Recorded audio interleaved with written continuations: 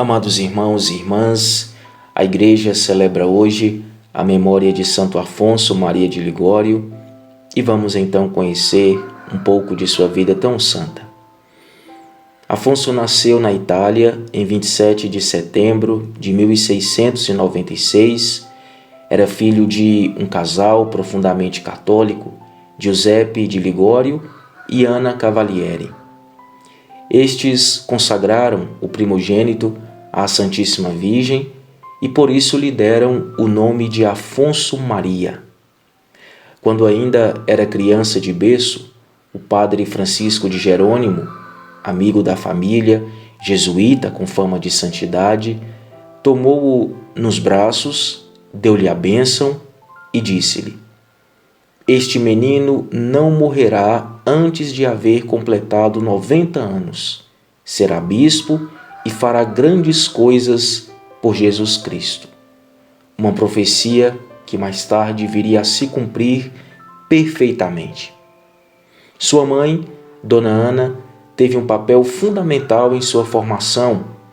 Lembrando sempre as palavras do padre Francisco, procurou incutir no filho o gosto pela oração e o ódio ao pecado.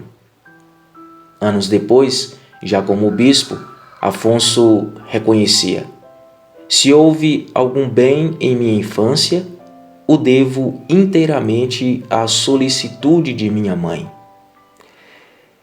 Ele era dotado de uma brilhante inteligência. Teve em casa uma primorosa educação, com diversos professores, escolhidos com zelo e muito cuidado pelos seus pais. Antes de completar 14 anos, começou a estudar direito e aos 16 já havia compreendido de tal modo o universo das leis que lhe foi permitido, por especial concessão, fazer nessa idade o seu exame de doutorado. Por mais de 10 anos, dedicou-se à prática da advocacia. Por sua honestidade, inteligência e ainda por jamais ter perdido uma causa, era admirado por todos e crescia sempre mais a sua clientela. Mantinha ele uma exímia retidão profissional, uma ilibada pureza e intensa vida interior. Frequentemente visitava o Santíssimo Sacramento, tinha profunda devoção a Nossa Senhora e procurava sempre participar de retiros espirituais.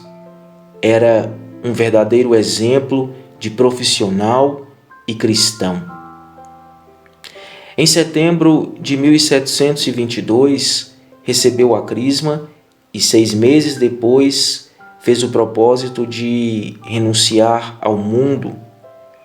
Abdicou da primogenitura em favor do seu irmão Hércules e se dispôs a guardar o celibato, contrariando assim os planos do pai, que queria casá-lo com uma donzela da casa principesca.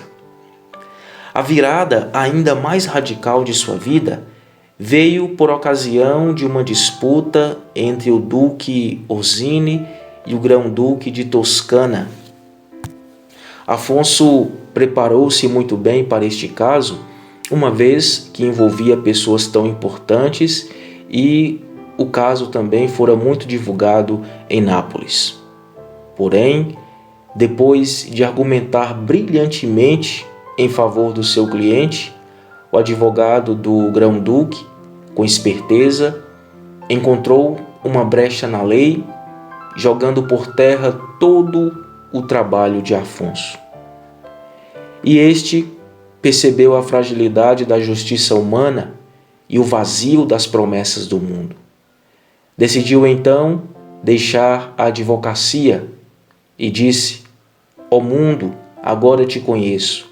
Tribunais, não me vereis mais."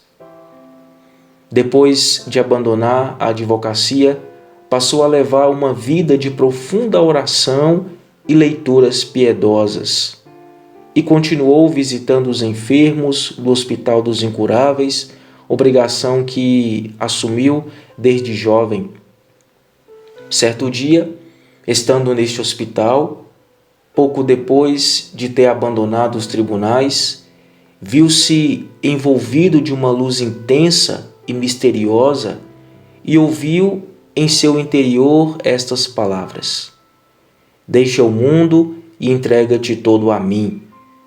Retomou seu percurso, como se nada tivesse acontecido, mas ao descer as escadas para sair, repetiu-se novamente o mesmo fenômeno. Desta vez ele respondeu: Senhor, há muito tempo eu resisto à vossa graça. Fazei de mim o que vos aprouver. Dirigiu-se então a uma igreja dedicada a Nossa Senhora das Mercês, lançou-se aos pés de Maria e pediu-lhe a graça de conhecer e cumprir a vontade de Deus.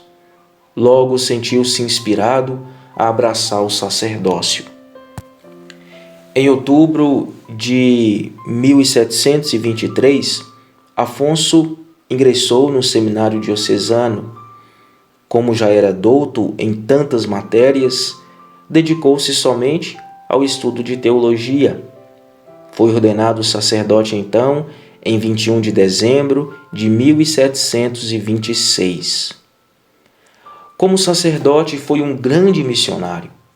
Percebeu que muitos sacerdotes não queriam ir aos campos e às periferias das cidades, onde estava a gente simples e ignorante. Era necessário salvar estas almas. Por isso, o Padre Afonso não media esforços para levar o alimento da palavra a essas pessoas. Uma multidão de fiéis acorria às pregações por ele feitas, e sua palavra tinha o poder de converter muitos pecadores. Afonso foi escolhido por Deus para fundar uma nova ordem religiosa em 1732, chamada de Congregação do Santíssimo Redentor, mais conhecida hoje como os Redentoristas. Na segunda metade de sua vida, Afonso adoeceu e, não podendo se dedicar às missões, passou seu tempo a escrever. Escreveu muitas obras e livros que até hoje alimentam a alma de muitos católicos no mundo inteiro.